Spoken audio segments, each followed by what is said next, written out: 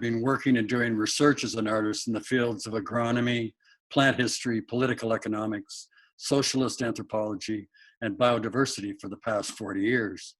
Since 1987, I have created over 25 photographic garden installations in Spain, China, and across Canada. The lifespan of these works are anywhere from 1 to 15 years.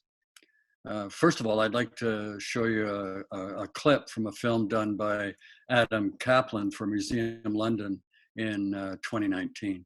The garden behind me was put in play by Melanie Townsend. Melanie asked me if I would do a garden installation on the grounds of Museum London. And so in 2005, I looked around the grounds, and behind me was a derelict concrete structure that used to be a reflecting pool. When she asked me, I said, well, why don't you just give me the pond or this pool, and I'll do something around it. So the piece is about water, and it's the images are like in a pool of water, but instead of a reflecting pool, I turned it into a swamp, where the north end of the swamp has native water plants to this area, and then as the farther south you go in the pond or the swamp, they become more and more tropical. If you want to come into the pond, come on in. Plants have their own ideas about where they want to go. So this plant is not native to Canada. This plant is native to Peru. In the fall, I have to get them out, otherwise they rot and yeah. And then when you get too much plant material, then you get algae buildup, but that's all right. This is just one little section. And this has a function too, you could eat it.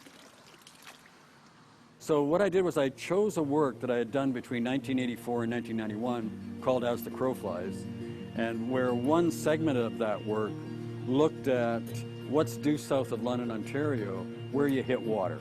So when you go south from London, the first place you hit is Port Stanley, and then the next place, Cape Sable, looking out at the strait between where the Gulf of Mexico enters into the Atlantic Ocean.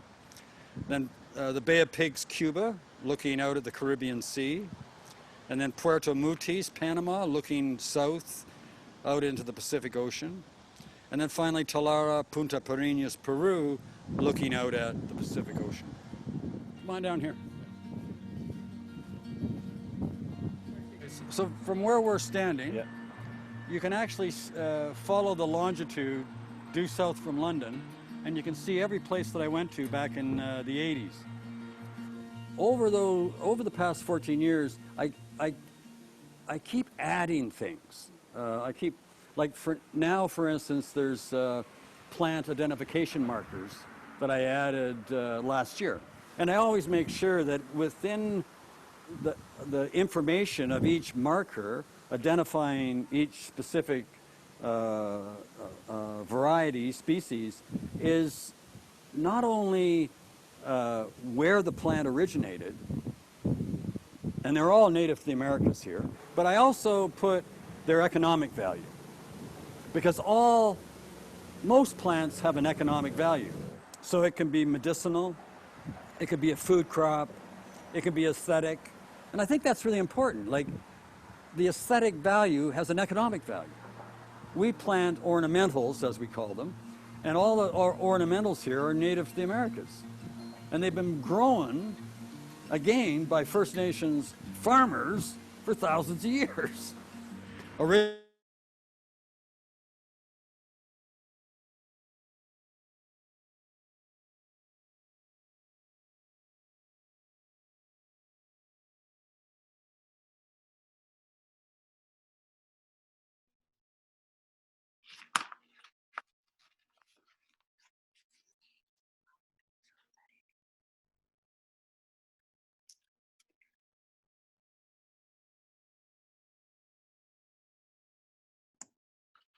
So Ron, it looks like that's it for the video. Did you want to get started with I have no idea what to do. Okay, Melanie Ann? Yeah, why don't you go ahead? Okay, I'll just continue. We'll just go to the first slide image. And I'll do a short explanation of the film clip that should have been seen, which was my garden at Museum London, which looks at the longitude that goes south from London, Ontario, through to Florida, Cuba, Panama, and eventually to the western tip of South America. The garden installation, as the crow flies, was recycled from an indoor installation of the same title, which is what you're looking at right now, which I began in 1984, and I finished it in 1991. It spans the era of Ronald Reagan, Thatcher, Brian Mulroney, George H.W. Bush, Fidel Castro, Manuel Noriega, the Sandinistas, the Iran-Contra affair war. The installation shows the persistence of US military bases and oil production facilities along the two longitudes which pass through Toronto and London, Ontario. It also shows the migratory birds, different indigenous nations along those longitudes. That includes, of course, the Chippewa of the Thames First Nation, the Haudenosaunee, the Cherokee, the Miccosukee of Florida, the Tainos of the Caribbean, the San Blas First Nation from Panama, and then finally in Peru, the Quechua and Aymara First Nations peoples. It also shows their food productions and lists their economic plants that they used. The work was a source of many other garden installations I did over the years. This piece here, if you could show the next slide, it was quite a massive piece, but it's in the collection of the Mackintosh Gallery now, and it'll be shown at Museum London in the fall of 2021 as part of a group exhibition, Garden, Ship, and State, curated by Jeff Thomas and Patrick Mann. Now, this next slide, while I was working on As the Crow Flies installation, I was invited in 1987 by Matthew Teitelbaum, curator of the Mendel Art Gallery in Saskatoon, Saskatchewan, to do a site-specific work for the plant conservatory adjacent to the gallery. The work I created, American Cloisonne, was my first photographic garden installation using Native American plants grown by the city of Saskatoon's greenhouses. And the installation followed the longitude south from Saskatoon through the USA into Mexico. It followed the longitude north to the city of Prince Albert, home to one of the largest walled prisons in Canada. Going south, I encountered borders, railroads, and highways moving usually east to west. Other than Winnipeg, Manitoba, and Lethbridge, Alberta, there was no public transportation going south into the USA. When I met the head psychologist for the special handling unit, show the next slide and I'll tell you a story about this one. This is images of the Prince Albert Penitentiary, the walls, and this shot is of the one of the cell banks in the prison, and the other is the shopping mall.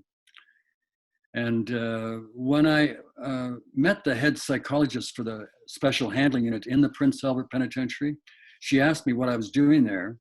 And I told her I was researching the architectural relationship between plant conservatories, shopping malls, supermarkets, and prisons. Her response was, "Oh, you've read Michel Foucault." And I had, Discipline and Punish. The inmates were 75% First Nations. They produced tomatoes, potatoes, zucchinis, and peppers, all native to the Americas, for provincial institutions. They produced picnic tables in the machine shop for all the provincial parks of Saskatchewan. Many of the elements of this work I have continued to use in other garden installations, and I recycle plant names as much as possible. Could I have a final, another image, please?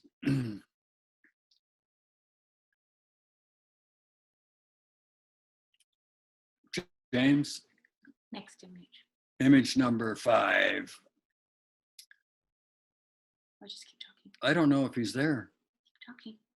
Okay, yeah. So that's a close-up shot of the garden that we planted in the plant conservatory, and listing the economic plants of the Americas. And all the plants were labeled with markers. And now, could I have the final image, James, of the As the Crow Flies at Museum London, please? Keep talking. So as the crow flies at Museum London, it recycled a derelict reflecting pool that to provide a sustainable, ecologically friendly space for animals, including humans, reptiles, birds, and insects. Last week I was getting As the Crow Flies ready for the winter, and a visitor approached me and made a point of telling me that my garden was, in her words, congested, and that the reflecting pool and fountain was much preferred. Now, that's the first time that anyone ever said that to me. This person did not appreciate that inclusion cannot exist without some congestion, a multiplicity of plants and voices, the antithesis of monoculture. So I'll end with a call to action, and I've got a few things here. One is get to know the history of First Nations farmers, get to know the history and cultures of plants. Don't plant GMO food crops and ornamentals or anything that's patented. Support seeds of diversity, support pollinator gardens, and finally, work together towards a sustainable world. And that's it. Thanks.